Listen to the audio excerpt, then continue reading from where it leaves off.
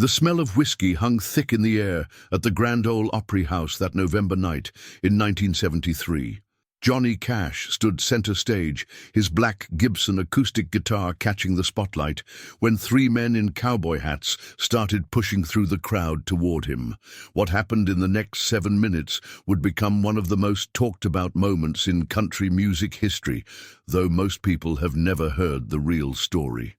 Cash was 3 songs into his set, having just finished Folsom Prison Blues, to thunderous applause from the 2,800 people packed into the newly opened venue. The Opry had only been in its new home for 8 months, and having Johnny Cash on that stage meant everything to Nashville.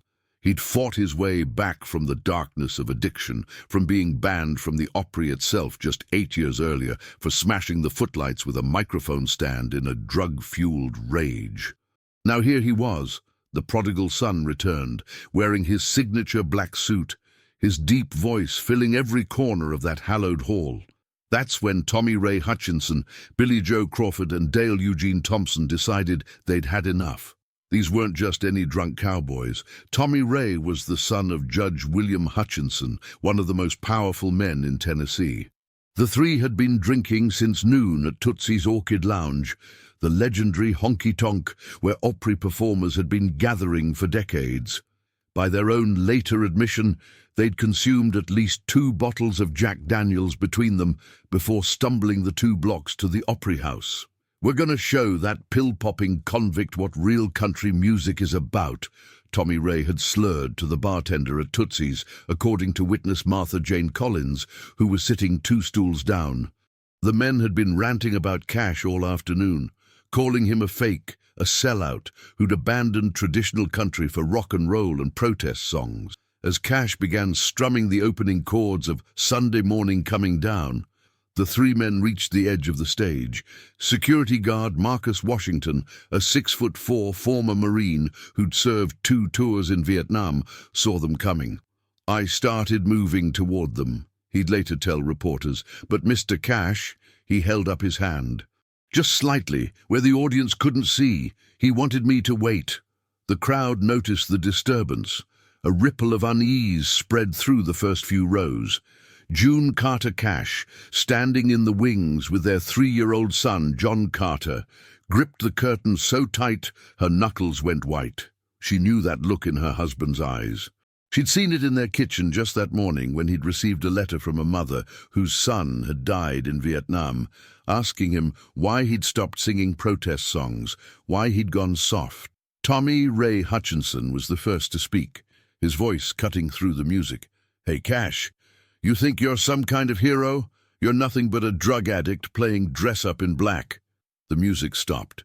2,800 people held their breath. Johnny Cash set down his guitar with deliberate slowness. He walked to the very edge of the stage, his boots making each step echo through the sudden silence. The overhead lights caught the silver streaks in his dark hair, the deep lines around his eyes that told stories of 1,000 sleepless nights. He was 41 years old, and he'd been sober for exactly 1,092 days. Not that anyone was counting except him and June. "You boys want to come up here?" Cash's voice was quiet, but the microphone carried it to every corner of the room. It wasn't a challenge. It was an invitation. Billy Joe Crawford, emboldened by whiskey and his friend's bravado, shouted back, "Yeah, we'll come up there and show you what happens to fake cowboys." What Cash did next stunned everyone, including his own band. He turned to the side of the stage and said, "Bring them up." Marshall Grant, Cash's bass player and one of his oldest friends, thought Johnny had lost his mind. "I've been with John since 1954, Grant would later say in an interview with Rolling Stone, "and I'd seen him in bar fights, backstage brawls, you name it. But this was different. This was the Opry." The security guards following Cash's lead helped the 3 drunk men onto the stage. The cowboys stumbled up the steps, their boots catching on the last one. Dale Eugene Thompson, the drunkest of the 3, nearly fell face first, but caught himself on Billy Joe's shoulder. The audience was frozen. Parents pulled their children closer. In the balcony, a tourist from Japan named Yamamoto Koji had his camera ready, but was too mesmerized to take a picture. "In my country," he would later write in his memoir, "we have a word, Ma, which means the pregnant emptiness between notes in music. That moment on the stage was Ma. It was full of every possibility." Cash stood there, 6 feet 2 inches of controlled power, facing 3 men who together probably couldn't have stood straight enough to throw a proper punch. But he didn't mock them. He didn't have security throw them out. Instead, he did something that nobody, not even June, saw coming. "These men have something to say," Cash announced to the audience, "and at the Grand Ole Opry, every man deserves to be heard." He handed his microphone to Tommy Ray Hutchinson. Tommy Ray stood there, swaying slightly, the microphone shaking in his hand. 2,800 pairs of eyes stared at him. The house lights were up now, and he could see every face. There were children in their Sunday best, even though it was Saturday night. There were elderly women clutching their purses, men in military uniforms, teenagers on first dates. Tommy Ray started, then stopped. The microphone squealed with feedback. "I fought in Korea," he finally said. 51st Infantry, lost 2 toes to frostbite at Chosin Reservoir. Came home to find my wife with another man. Started drinking. Never stopped." The audience remained silent, but it was a different kind of silence now. It was the silence of recognition, of understanding. Billy Joe Crawford took the microphone next. "I work at the Ford plant," he said, his voice cracking. 40 hours a week for 15 years. My daughter, she loves your music, Mr. Cash. She's got polio. Listens to I Walk the Line every night before bed. I told her you were a fake because I'm angry. I'm angry all the time, and I don't know why." Dale Eugene Thompson didn't take the microphone. He just stood there, tears streaming down his weathered face. "My brother died in Folsom Prison," he said, loud enough for the front rows to hear. He was 22. Johnny Cash walked over to his guitar, picked it up, and began to play. Not a fast song, not a hit. He played "Help Me," an old gospel hymn his mother used to sing while doing laundry in their 2-room shack in Dyess, Arkansas. "Help me, Lord, to walk another mile," he sang, his voice gentle. "Just 1 more mile. I'm tired of walking all alone." Then he did something extraordinary. He taught the 3 drunk cowboys the harmony, right there on stage, in front of everyone. Tommy Ray's voice was rough, but found the baritone line. Billy Joe, it turned out, had sung in his church choir before the drinking got bad. Dale Eugene just hummed along, his eyes closed. "Help me, Lord, to smile another smile," they sang together, 4 broken men on America's most famous stage. "Just 1 more smile, I know I can make it if you'll help me." June Carter Cash would later tell her daughter Carlene that it was the most beautiful, terrible thing she'd ever witnessed. "Your daddy took their shame and turned it into grace," she said. "That's what music is supposed to do." In the audience, something shifted. A woman in the 3rd row started singing along. Then the man next to her. Within 30 seconds, 2,800 voices joined in, singing a hymn most of them hadn't heard since childhood. The harmonies weren't perfect. People sang in different keys, different tempos, but it was real in a way that no rehearsed performance could ever be. When the song ended, Cash put his arm around Tommy Ray's shoulders. "Brother," he said into the microphone, "I've been where you are. I've been so low I couldn't see sky, but there's always another morning, always another chance." He turned to the audience. "These men came here angry. They came here hurting. How many of us are carrying that same hurt but just hide it better?" A murmur ran through the crowd. People shifted in their seats, suddenly aware of their own hidden pain. "I want to tell you something," Cash continued. 8 years ago, I stood on this stage, strung out on pills, and destroyed property in a rage. They banned me from the Opry. I deserved it. I was a mess. But you know what? They let me come back. They forgave me. That's what we do in Nashville. That's what we do in country music. We forgive." He turned back to the 3 men. "You boys got families?" Tommy Ray nodded. 2 kids. Haven't seen them in 3 months. Their mama won't let me near them when I'm drinking." "Billy Joe?" A wife and 3 daughters. That one with polio I mentioned, she's 8. Her name's Sarah June. Named her partly after your wife, actually." Cash smiled. "And you, friend?" he asked Dale Eugene. "Nobody," Dale Eugene said. "Nobody left." "Well, you're wrong about that," Cash said. He turned to the audience. "He's got 2,800 family members right here, don't you?" The applause started slowly, just a few claps from the back. Then it built and built until it was thunderous. People stood, they cheered not for a performance, but for humanity itself, raw and exposed and healing right before their eyes. Cash raised his hand for quiet. Now, these men are going to leave this stage with dignity.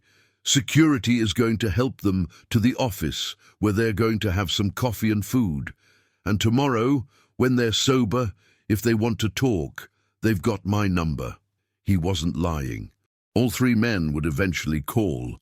Tommy Ray would get sober and reconcile with his family. Billy Joe would start attending AA meetings at his church. Dale Eugene would become a counselor at a halfway house, using his story to help other men struggling with addiction and loss. But that was all in the future. In that moment, Cash walked the 3 men to the edge of the stage himself, shaking each of their hands. The audience watched in complete silence as security gently escorted them away. When Cash returned to the microphone, he picked up his guitar and said, "You know, I came here tonight with a set list, 20 songs I was supposed to sing, but I think maybe we needed this more. Maybe we all needed to remember that everyone's fighting something." He played for another hour, taking requests from the audience, telling stories between songs. He talked about his brother Jack, who died when Johnny was 12, crushed by a table saw. He talked about his addiction, about the time June flushed his pills down the toilet, and he seriously considered hitting her before collapsing in tears instead. He talked about redemption, not as a concept, but as a daily practice, as hard work that never really ends. "People ask me why I wear black," he said near the end of the night. "I wear it for the poor and beaten down, living in the hopeless, hungry side of town. I wear it for the prisoner who has long paid for his crime, but is there because he's a victim of the times. And tonight, I wear it for Tommy Ray, Billy Joe, and Dale Eugene. I wear it for all of us who've been drunk on something, whether it's whiskey or pride or pain." The recording of that night's performance was never officially released. The Opry management thought it was too raw, too unpolished, but bootleg copies circulated for years. You can still find them if you know where to look. These grainy recordings of the night Johnny Cash turned a potential disaster into a moment of grace. Ernest Tubb, the country legend who was watching from backstage, would later say it was the greatest performance he ever witnessed. "It wasn't about the music," he said. "It was about what music is for. It's for healing. It's for bringing people together." Johnny reminded us all of that. The next morning, the Nashville Banner ran a small item about a disturbance at the Opry that Cash had handled with characteristic class. They missed the real story. The real story was that 2,800 people witnessed what compassion looks like when it's not just a word, but an action. They saw a man who had every right to have 3 drunks thrown out or arrested instead choose to see them as human beings deserving of dignity. The real story was Sarah June Crawford, Billy Joe's daughter with polio, who listened to the bootleg recording her father brought home and said, "Daddy, Mr. Cash sounds just like Jesus would sound." The real story was Dale Eugene Thompson, who kept a photo of him and Cash from that night on his desk at the halfway house where he worked until he died in 2003. Under the photo, he'd written, "The night I learned that rock bottom can be a foundation." 6 months after that night at the Opry, Cash established a fund for families of prisoners, which still operates today. He never publicized it, never took credit. June only revealed its existence after his death in 2003, when she was trying to explain to a reporter why her husband gave away most of his money. "That night with those cowboys," she said, "Johnny realized that his pain, his struggles, they weren't just his to bear. They were his to share, to use, to help others." Those three drunk men didn't try to fight Johnny Cash. They tried to fight their own pain, and Johnny recognized it because he'd been fighting the same battle his whole life. The Grand Ole Opry house still stands, of course. Tour guides tell stories about all the legends who've played there. But if you know the right guide, if you ask the right questions, they'll tell you about the night in 1973 when three drunk cowboys tried to fight Johnny Cash, and instead of a brawl, Nashville witnessed grace. They'll tell you about the silence that fell over 2,800 people, not the silence of shock or fear, but the silence of recognition, of seeing themselves in three broken men and one country legend who chose compassion over conflict. And if you listen carefully to that old bootleg recording, in the quiet moment after the hymn ends and before the applause begins, you can hear it. That pregnant silence, that moment of where everything could have gone wrong, but instead went impossibly, beautifully right. That's the thing about grace. It shows up in the most unexpected places, in the most unlikely moments. Sometimes it shows up in a Nashville concert hall, wearing black, holding a guitar, and turning what could have been a fight into a moment of healing that rippled out through time. Tommy Ray Hutchinson lived until 2018. In his obituary, his children wrote, "Our father was given a second chance by Johnny Cash in 1973. He spent the rest of his life trying to pass that gift along to others." Billy Joe Crawford's daughter, Sarah June, became a music therapist, using songs to help children with disabilities. She still has the bootleg recording of that night, though it's been transferred to digital now. She plays it for her patients sometimes, when they need to hear that everyone deserves dignity, everyone deserves to be heard. Dale Eugene Thompson's halfway house is still operating. They have a music room now, donated by June Carter Cash after Dale's death. On the wall is a plaque that reads, "In memory of Dale Eugene Thompson, who learned that the best fights are the ones we don't have." The Opry never did release that recording. But maybe that's fitting. Some moments are too sacred for commercial release.